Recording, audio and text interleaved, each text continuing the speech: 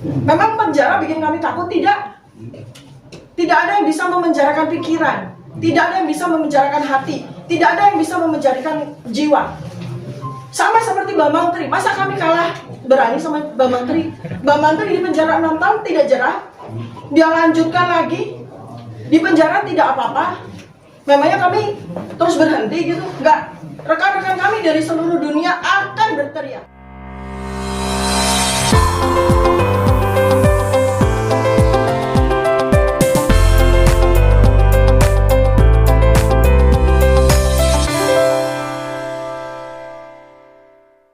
Terima kasih. Bismillahirrahmanirrahim. Assalamualaikum warahmatullahi wabarakatuh.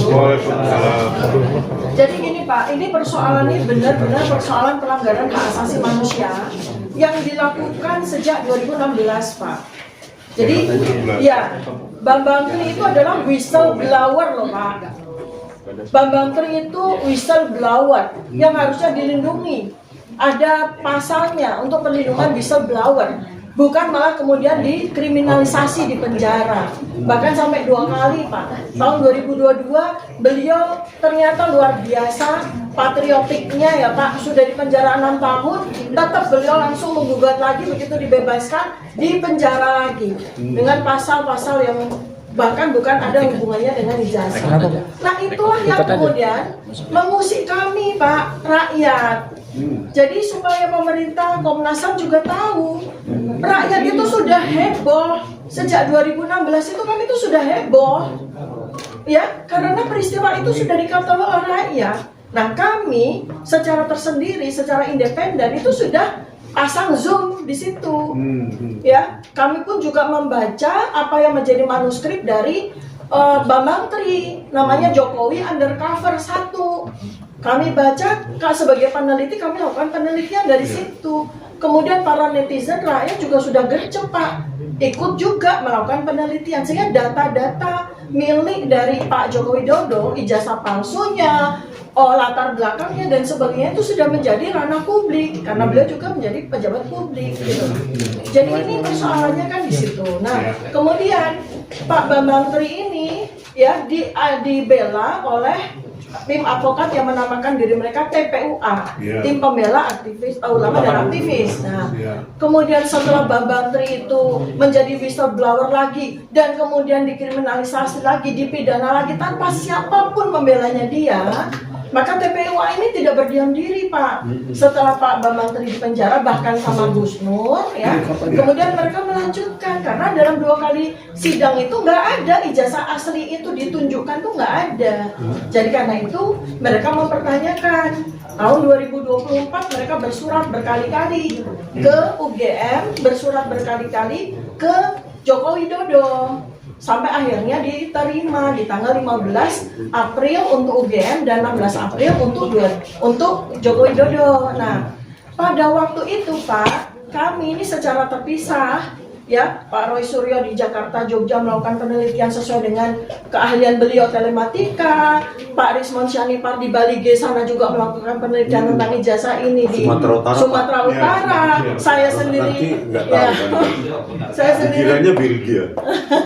saya sendiri di Jakarta juga melakukan penelitian sesuai dengan domain saya, neurobehavior, terhadap keanehan dari polemik ijazah ini. Tadinya Pak kami bertiga ini berales Pak, 2014 kami semua mendukung Joko Widodo. Kenapa? Berales Pak, kebanggaan UGM.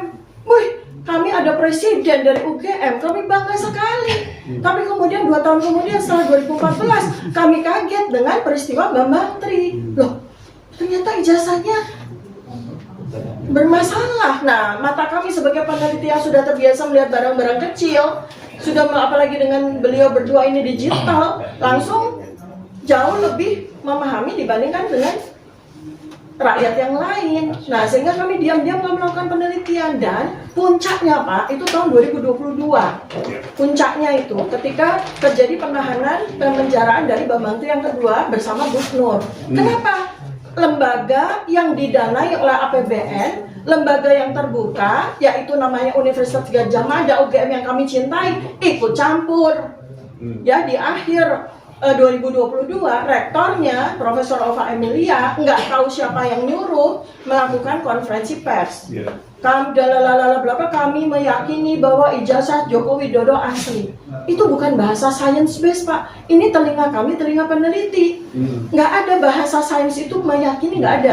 Itu bahasa agama, Pak, keyakinan. Kalau bahasa sains berdasarkan verifikasi scientific base, data-data yang terverifikasi, kami menegakkan kepercayaan dengan taraf kepercayaan sekian persen bahwa ijazah Joko Widodo ini asli. Nah, itu bahasa evidence based. Itu tidak kami terima pada rektor UGM. Nah, berikutnya lagi ada kemudian dekan dari Fakultas Kehutanan UGM yang kemudian malah menambah lagi dengan kepalsuan-kepalsuan yang kemudian kami verifikasi, Jadi dekan UGM beberapa hari kemudian dia konferensi pers juga mengundang wartawan, diliput menunjukkan fotokopi ijazah Joko Widodo yang sangat mengagetkan karena semestinya bukan seperti itu dokumen. Nah, kemudian berlanjut di TPUA kemudian mengajukan surat dan di mana qadarullah Pak, ini Allah Tuhan yang Maha Kuasa. Kami bertiga ini sebenarnya bukan orang yang akan bertemu dengan rektorat loh, tetapi TPUA ditahan sehingga ketika TPUA bertelepon minta untuk jadi ada sebuah peristiwa eksiden kecelakaan di tol sehingga bus yang membawa rombongan TPUA itu tertahan, Pak, tertahan. Ini ketua rombongannya Pak Rustam Effendi yang ini juga jadi terlapor juga, tertahan oleh besi-besi dan kami yang ada di situ kemudian mewakili, padahal sudah bertelepon TPUA untuk minta agar pertemuan itu diundur. Ternyata pihak rektorat tidak mau. Ya sudah, kami bertiga lah yang mewakili. Nah, rektorat itu menjanjikan kepada TPUA akan ada dokumen yang digelar, 34 dokumen. Ternyata pada peristiwa itu tidak ada satupun dokumen yang dimunculkan di situ. Jadi itu loh yang secara hak asasi manusia itu betul-betul dilanggar di situ. Nah, ternyata malah kemudian kami dilaporkan oleh Joko Widodo. Kan itu. Jadi di mana letak kami melakukan tindak pidana? Kami sedang melakukan penelitian. Nah, sejak saat itu kami bertiga memadukan penelitian kami sampai menjadi buku, Pak, publikasi buku Jokowi's White Paper. Mohon maaf. Buku ini akan kami sebar internasional. Ya, mohon maaf. Karena kami merasa tidak hadir negara ini untuk melakukan perlindungan terhadap rakyat, Pak. Bukan terhadap kami, Pak, terhadap rakyat. Atas kebohongan yang sudah dilakukan oleh seorang pejabat publik selama 20 tahun, Pak. 20 tahun loh. Beliau itu dapat jabatan wali kota 1,5 kali, dapat gubernur 1,5 kali, dapat presiden 2 kali dengan menggunakan dokumen yang sudah kami teliti palsu. Dengan ketepatan yang sangat tinggi, Pak, dengan ilmu kami, ya. Jadi sudah jelas. Nah, kemudian lebih celaka lagi, Pak, ketika pada saat proses kami dilaporkan, tiba-tiba Barreskrim memberikan respon terhadap aduan masyarakat yang dilakukan oleh TPUA di 9 Desember itu kan, yang ini beruntung. Presentasi Barreskrim tanggal 22 Mei 2025 itu betul-betul mengejutkan kami. Betul-betul membuat kami terkejut. Kami sesungguhnya sangat ingin presentasi Barreskrim itu menghadirkan dokumen analog ijazah asli analog Joko Widodo. Ternyata yang tampil hanyalah presentasi. Dan yang dipresentasikan pun ternyata, Pak, itu barang-barang palsu. Dokumen-dokumen palsu. Beberapa di antaranya sudah kami verifikasi. Ijazah itu udah jelas ijazah palsu. Tadi Bu Dokter, di fotokopi itu kan ada nomor ijazah tuh sih? Ada. Ya, nanti di laporan Maksud saya nomor ijazah itu kemudian kenapa tidak kita lacak di dikti?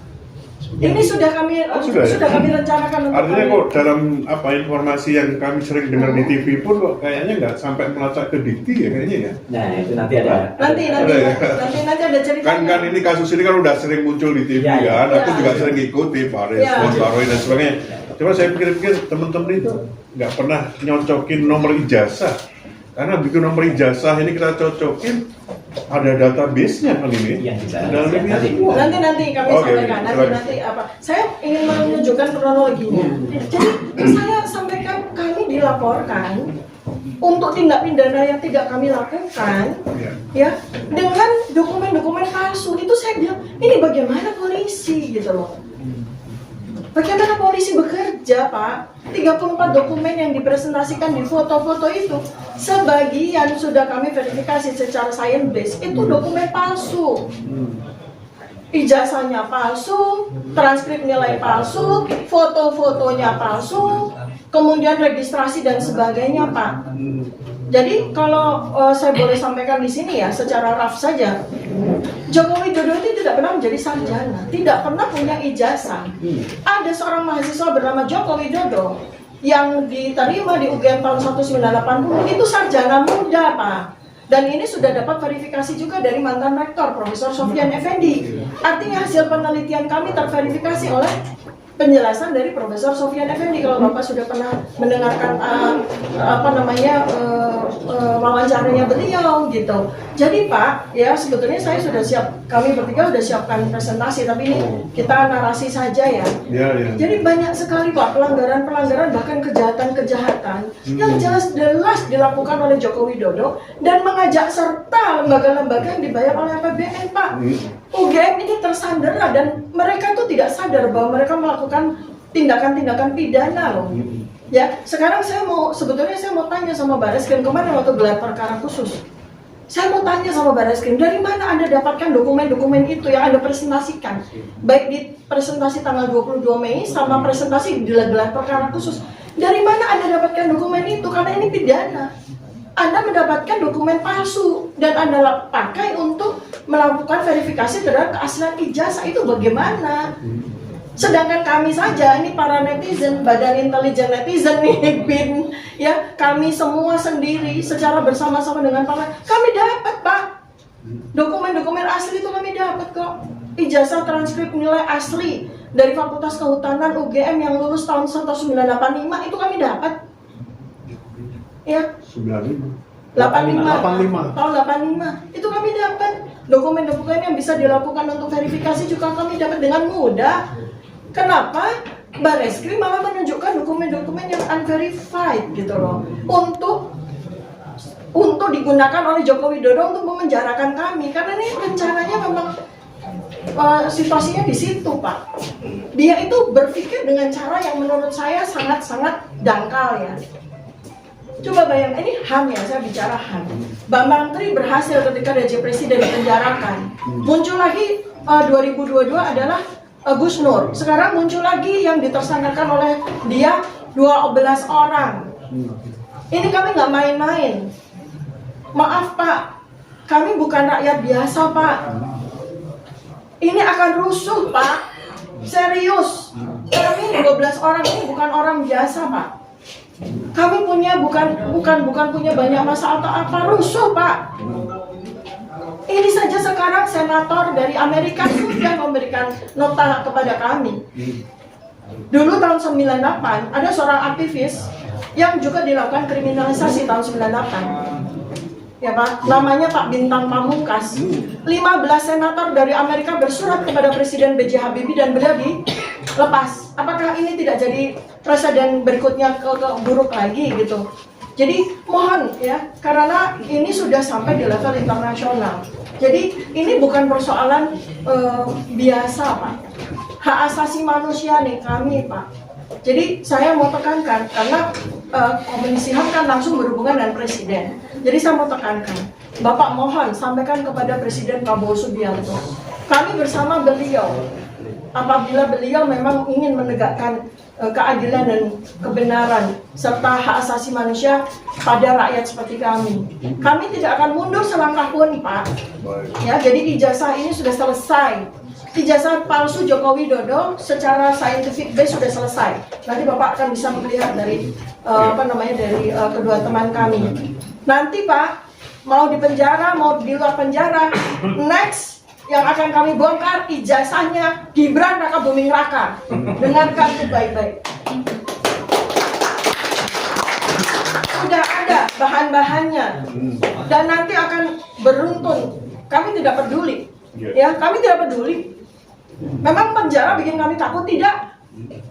Tidak ada yang bisa memenjarakan pikiran, tidak ada yang bisa memenjarakan hati, tidak ada yang bisa memenjarakan jiwa. Sama seperti Bambang Tri, masa kami kalah berani sama Bambang Tri? Bambang Tri di penjara 6 tahun tidak jerah, dia lanjutkan lagi di penjara tidak apa-apa. Memangnya kami terus berhenti gitu? Enggak. Rekan-rekan kami dari seluruh dunia akan berteriak, akan menjadi murid-murid kami punya murid-murid, akan melanjutkan apa yang kami lakukan. Demikian yang bisa saya sampaikan. Karena ini sekali lagi soal hak asasi manusia, maka saya harus memberikan preface seperti ini, Pak ya. Terima kasih. Assalamualaikum warahmatullahi wabarakatuh.